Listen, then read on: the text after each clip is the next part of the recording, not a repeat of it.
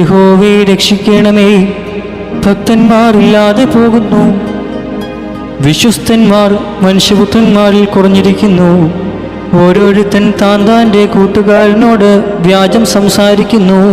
കപടമുള്ള ആദരത്തോടും ഇരുമനസ്സോടും കൂടെ അവർ സംസാരിക്കുന്നു. കപടമുള്ള ആദരങ്ങളെയൊക്കെയും വമ്പ് പറയുന്ന നാവിനെയും യഹോവ ഛേദിച്ചു കളയും. ഞങ്ങളുടെ നാവ് കൊണ്ട് ഞങ്ങൾ ജയിക്കും, ഞങ്ങളുടെ അധരങ്ങൾ ഞങ്ങൾക്ക് തുണ.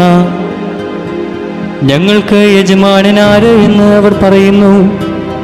എളിയവരുടെ പീഡയും ദരിദ്രന്മാരുടെ ദീർഘശ്വാസവും നിമിത്തം ഇപ്പോൾ ഞാൻ എഴുന്നേൽക്കും.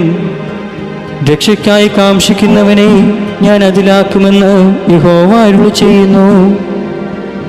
യഹോവയുടെ